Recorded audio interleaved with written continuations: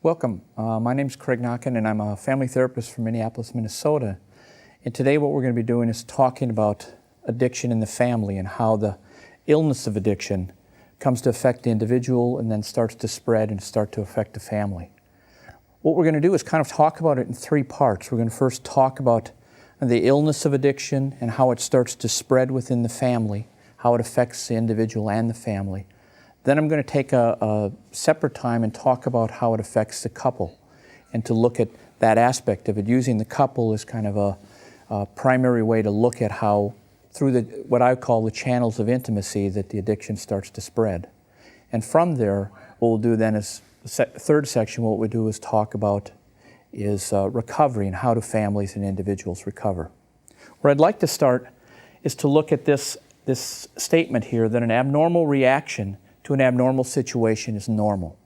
I'd like you to think of that in a sense, because a lot of therapists, when they look at and work with addictive families, don't like to do that because they kind of see it fall apart and they try and help it, and then it continues to fall apart. And what they don't take into account is the illness of addiction.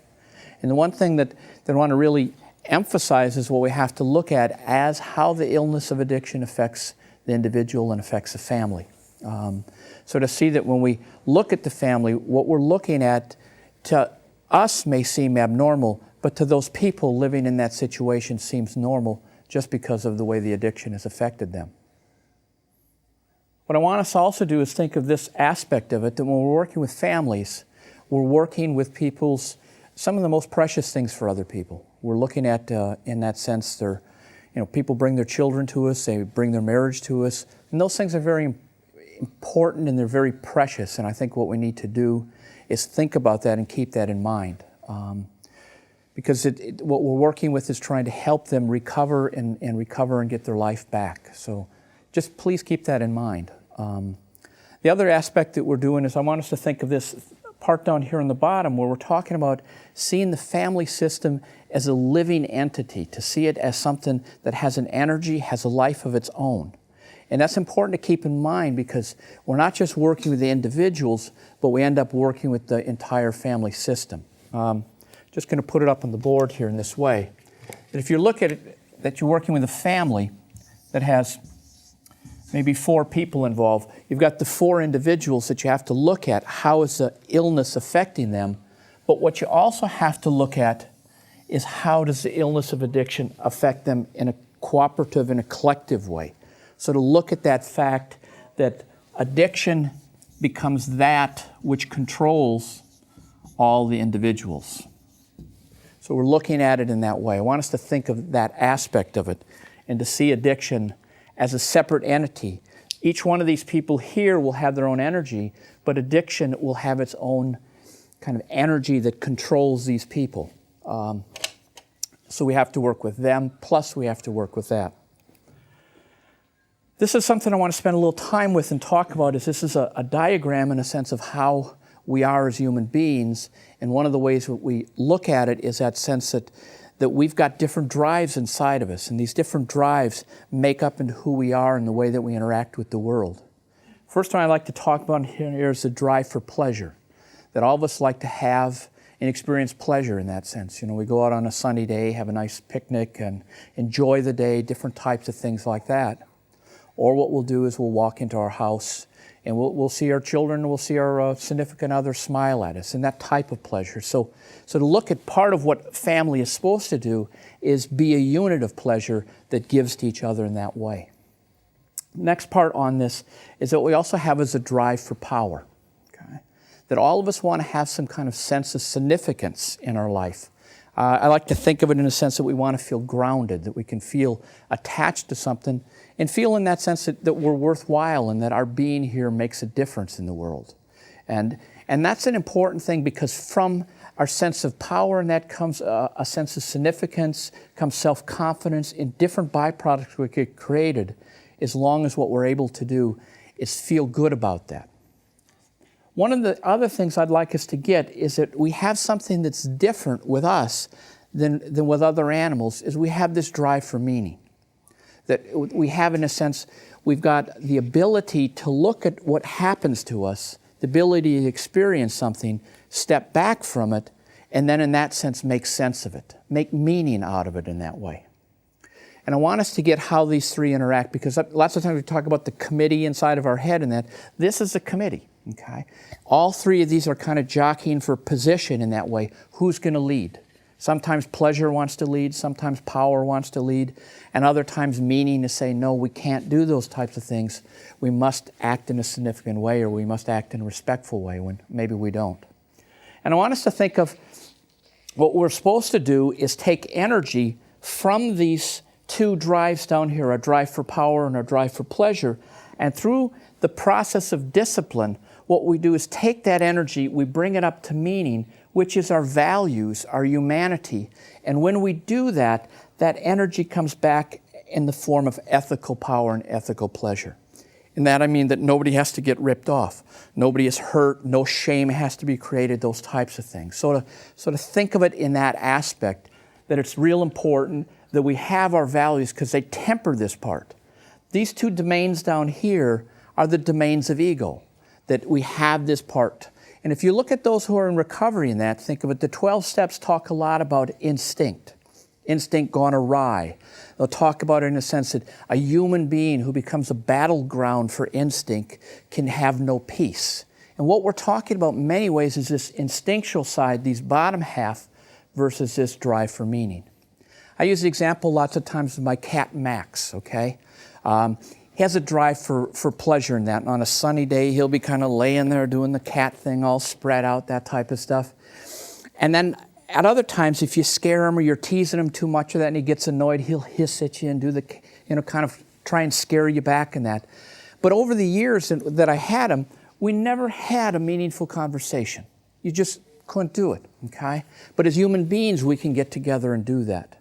Part of what we'll talk about is how addiction affects us, how addiction blocks our ability to get up to that drive for meaning, connect with our value system, connect with our humanity. And that way what we do is live in our instinctual side. And over time, what happens is we become more predatory in nature. Okay? We end up preying on ourselves, and we end up preying on our families, communities.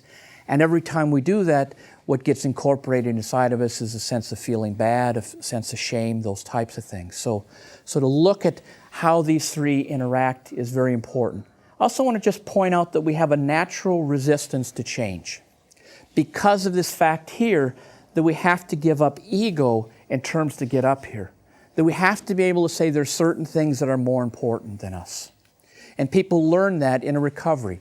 Respect, dignity, fairness, doing those types of things and putting those principles into action are more important than any of us. And we have to be willing to put our will and our life aside in order to connect with principles and act with it in that way.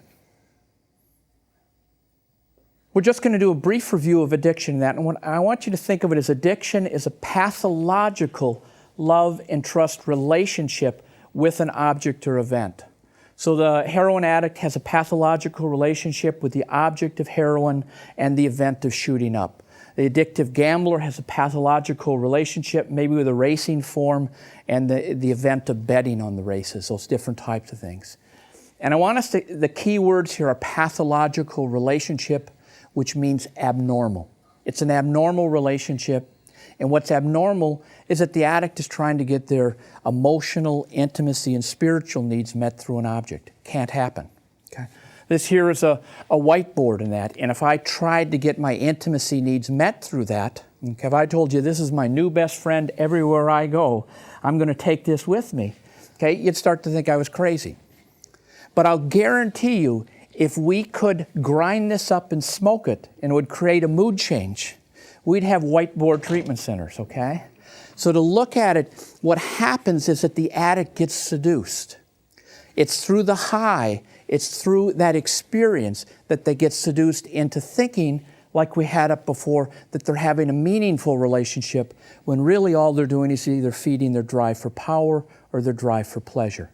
Because we know that all the things that people get addicted to either feed the drive for pleasure or feed the drive for power while making people think that they've had a meaningful experience. That's a seduction of addiction. Like I said, I worked in this field for 30 some years, and I've never met anybody yet who signed up to be an addict. Everybody gets seduced into it. Some people get into it for thinking that they can make a lot of money dealing drugs or different types of things, but nothing's going to happen to them. Nobody feels like they're going to get caught up in it in that sense, but people do because it's a very seductive illness in that way. So think of it, it's a pathological relationship. This I want you to look at and think of. These are the 4 natural forms where we can get intimacy needs met. Okay? So through family and friends. When we are able to connect with family in a meaningful way, like I've talked about, then what happens is we get our needs met in that way. We do it with friends. All of us here probably have friends that we get together with, and just the fact of getting together with them, we start to feel peaceful inside. I always use the example with the family. One of the things, or the times where I fell in love with my wife is when I just totally exhausted as a human being, and I'll go home at night, she gets this cute little smile on her face, okay? And she says, I don't want to have anything to do with you for about an hour. Just leave me alone. Get out of here in that sense. And what she's doing there is looking at me as one human being, and I'm looking at her, and she's responding to my needs. Okay? And that's all we're talking about that intimacy is. It can be as simple as that. It doesn't mean you have to talk through things all the time, but it's a part of being able to find a way to connect in all different types of situations. The other thing is we need to have a loving relationship with ourselves. We need to be able to take care of ourselves. We need to be able to kind to ourselves. Maybe family and friends aren't around, so we need to be able to spend time with ourselves and have that time be enjoyable, instead of have that be and feel like a burden. Okay. The third one is spiritual connection. We need to be able to connect with the spirits of other things that hold life. I don't mean religious here. Those that may be for some folks. What I'm meaning here when I talk of spiritual is the fact that there's a lot of things that hold spirit. Good music, good art, nature is a big one, but also spiritual principles. Fairness, justice, respect, dignity. All of those are spiritual principles that have a spirit within them. And when we act and when we come from and put those into an action, what takes place is we get energy back. We have an intimate relationship with those types of things. Very important to get. The third one is that we have the fourth one is that we have a membership in a community, that all of us have relationships with people that we'll never even know. And the better we take care of those in that sense and do things for other people, then in a way what we do is get our needs met. In the recovery community, they talk about it as service work. That if you're ever feeling like getting high, go help somebody.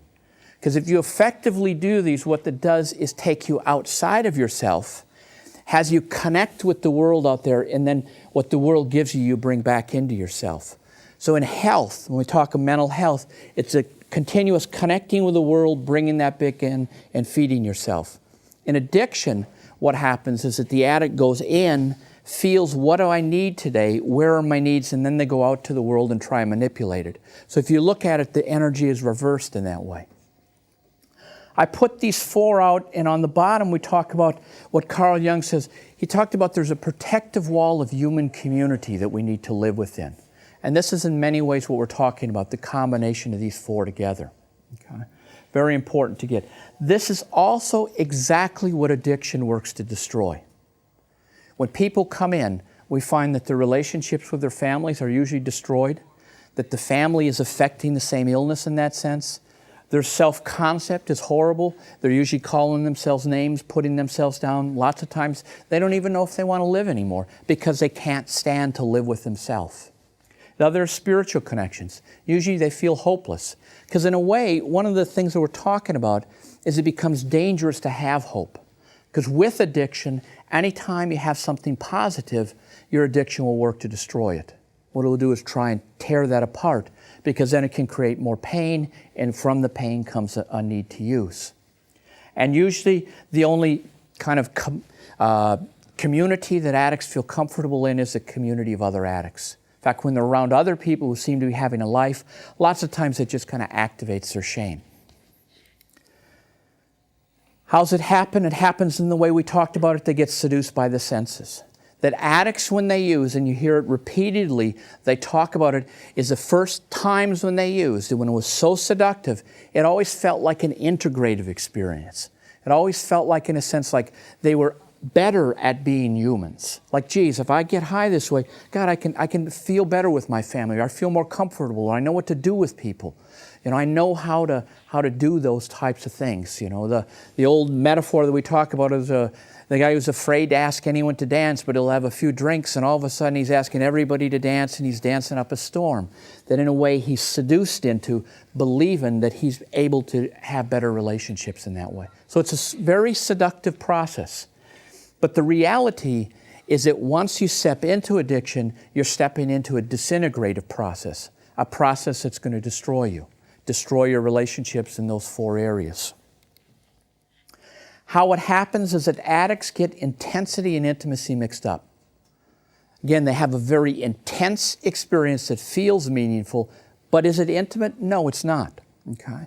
And that's a big issue for us, those in the recovery community, is how to learn the difference between that.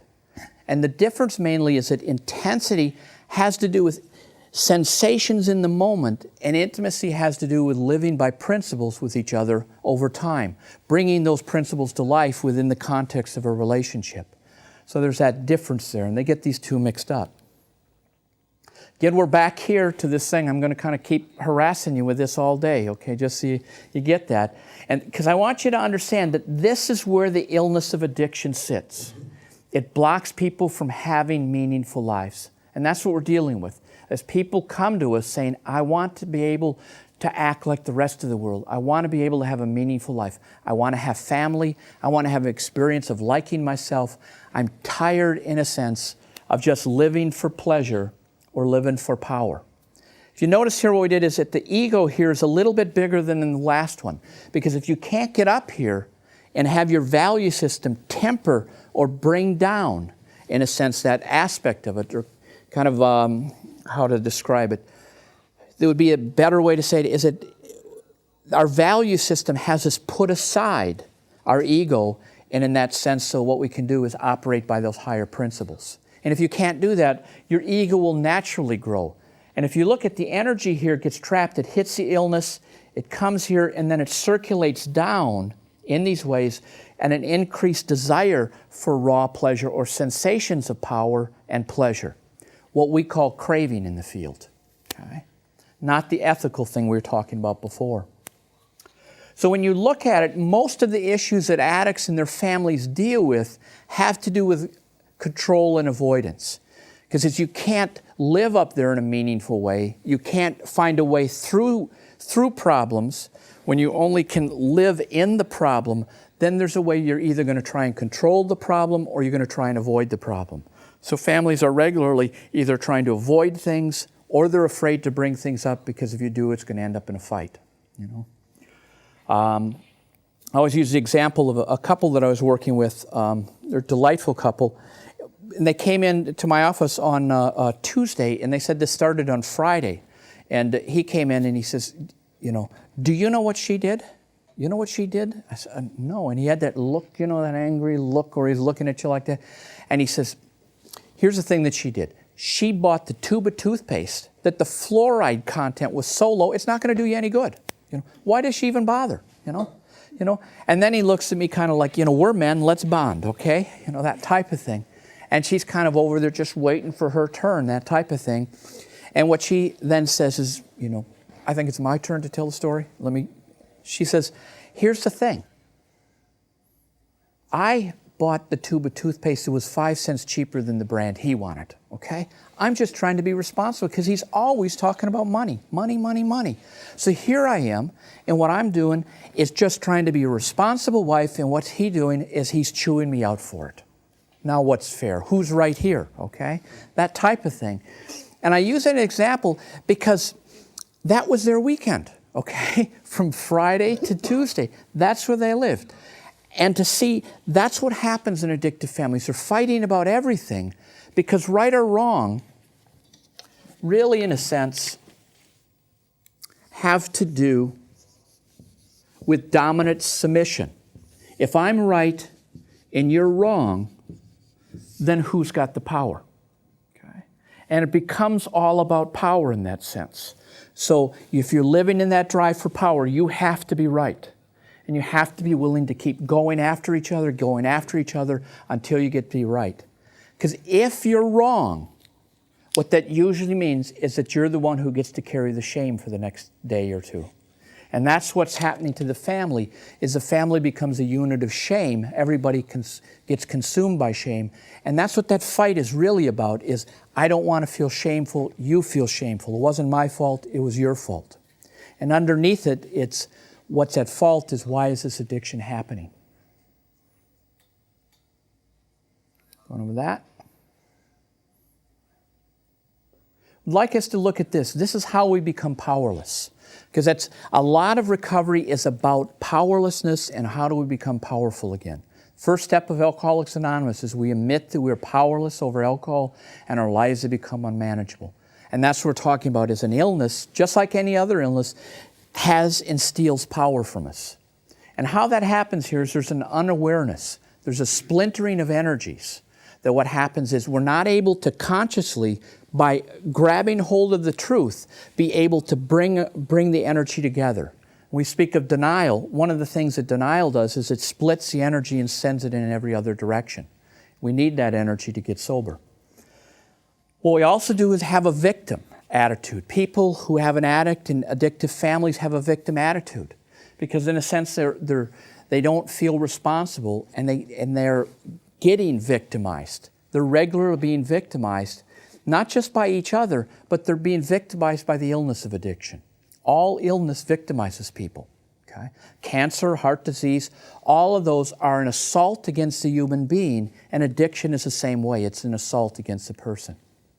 And the last one, so you notice we're living down in that animal side, so we're going to naturally become more impulsive, which means we can't gather our energy together to bring it in a certain direction.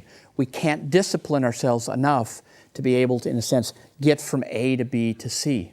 And with that comes an increased powerlessness. And I like this phrase, powerlessness is expressed in the I can't, either through word or deed. Power, if you look at how do we get power, what we have to do is get an awareness. And that's one of the first things we ask of the individual and the family is to be aware of the illness that they're suffering from. Okay? Bring that to consciousness so that they can start to work with it. The second is to bring in responsibility and choice. If you look at addiction is the loss of choice. An addict can't say no. And no is the way that we get our freedom. Okay? So if you can't say no and you're addicted, there's no way that you can stop this process. Very much of the recovery programs are based on responsibility. You have an illness, you're responsible for it, so what are you going to do? Take care of that illness. And the last is spiritual principles because they bring long-term stability. What they do for us is help us center on something that has some stability over the long run. This is another thing that happens in family, is that in family, we experience the self-other dilemma for the first time. And what that means, in a sense, is that all of us have our own personal needs, but also our family has needs. So what we have to do, which needs do we serve? Do we serve our own needs, or do we serve the needs of our family? And what we're supposed to learn in family is the ability to sacrifice and put self aside for the betterment of everyone. Example I use with that happened with me is I remember when I was a young kid, we were supposed to go to my uncle's birthday party, my Uncle Bruce, okay? And it's not a fun party to go to in that sense. I mean, it's kind of boring, the same old jokes over time. And one of the things is that I remember my father saying to me, he says, hey, I don't want to go, but I'm going, so you're going too, okay? And what he was teaching me there was in a sense that he was going to sacrifice, so I was going to sacrifice, and let's just go get it done. We're doing it for that sense of family, for the sense of community of family. And then I remember on the way home, we just had a great time. We were laughing and joking, and I don't know whether that was because we had a good time at the birthday party or whether it was going to be a year from now where we had to do this again. You know, it was one of those two, or a combination. But to think of this, what's that like for the addictive family? That if you're growing up in a family where what you're supposed to surrender to is something that you're in a battle with. That here you are, you disgusted or you're angry at the addicts in your family, and here you are, you're supposed to surrender over to them, especially if they're your parents. You know, that's a very painful thing, because then you give yourself over, and what happens is you get a sense of shame, or you get a sense like you've betrayed yourself. And then the only way to cover that up usually is by anger. You get a sense of anger in that way. Here's the 4 basic tenets of the addictive family. Is that what eventually happens is that addiction and the addictive related behaviors become what the family organizes around. We use a metaphor sometimes of like having the dead elephant in the middle of the room, but I like the metaphor much better of the live tiger that's living in the house. Okay?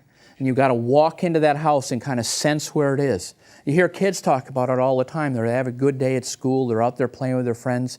But it's time to go home, so you got to stop in front of the door, kind of collect yourself, put your armor back on, and then walk through the door and just start looking for where the tiger is. Is it going to be a safe night, or is it going to be an ugly night? Okay? Those types of things happen regularly. Okay. Other one is short-term stability is lost at the expense of long-term growth. If you look at it, if you're living with a live tiger in your house, you're not going to really care about the future. All you're going to do is concentrate on what's in front of you in that sense. So, and where is the danger, and how do I avoid the danger? That's part of that drive for pleasure. Is if you can successfully avoid a fight or conflict, you start to feel good in that. Not that you had a good time with your family, but you're able to successfully avoid a fight, and that's what you feel good about. Family life coexists with the demands of addiction. So you may have this plan, you may want to do this, but all of a sudden your plans might be disrupted because, in a sense, the addiction calls for this. There's kids who have that all the time.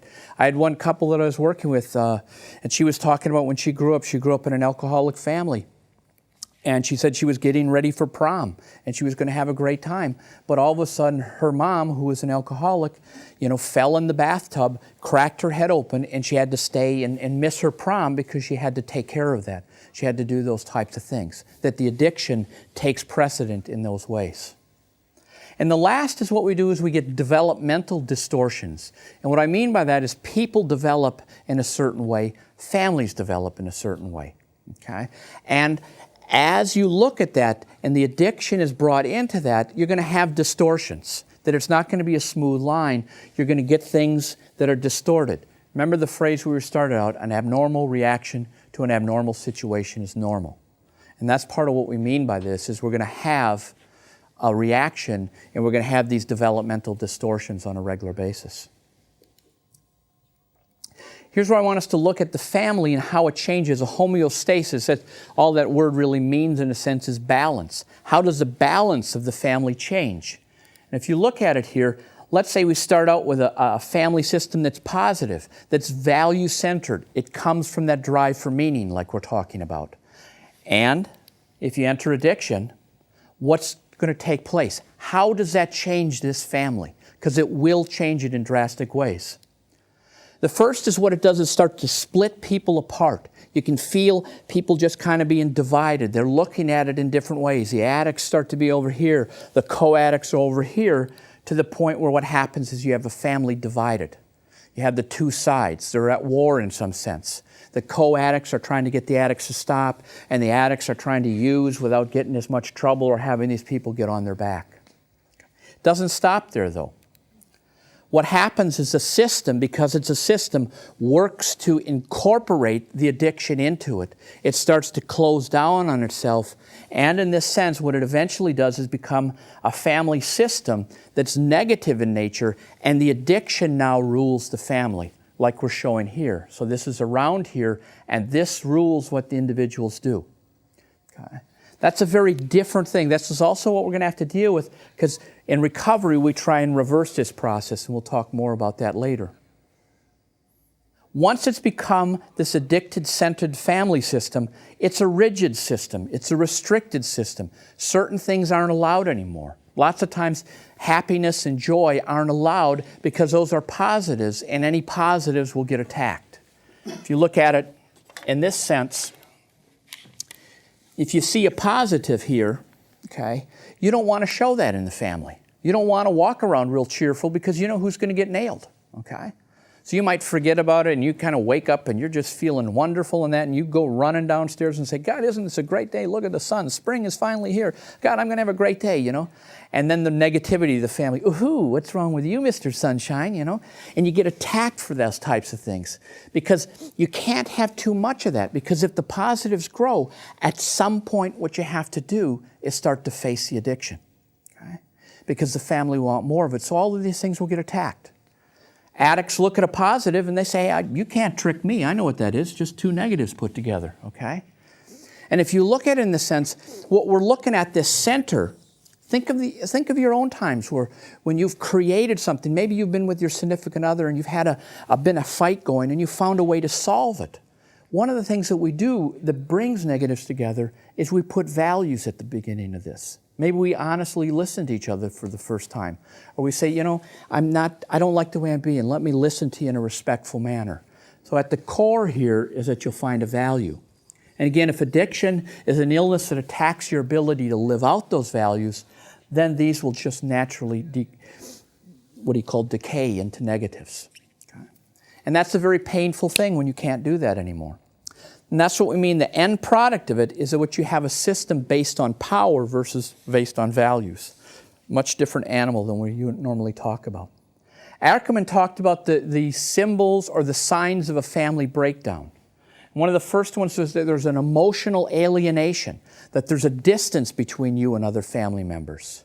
So if we're brothers and I'm a co-addict and you're an addict, what I have to do is immediately start to distance from you. We're going to have to feel this. And the more distance there is, the more pain there is. Because what we all crave in family is to have some sense of closeness with each other. So you'll see that will create pain. We build up barriers to communications. It's just a natural thing that takes place. Because effective communication will create positives. So you can't do that. Demoralized is a collective sense of demoralization. That's just a collective sense of shame, that people feel ashamed together, feel alone together. And we start to fulfill how to do the minimum requirements. Maybe you don't even provide for your family anymore. Or maybe you don't spend time with your kids. Or maybe you don't even want to spend any time with your family, so you're never there. So those types of needs don't get fulfilled. Or maybe you lose your job. Or maybe you can't keep a job. Different types of things. So we basically, over time, can't fulfill the needs. What we've been talking about is how the illness of addiction affects the individual and affects the family, how it brings deterioration and decay to the family, how it starts to affect some of the relationships. What we'll do now is take a little break, then we'll start to talk in a more specific way of how addiction starts to affect the couple.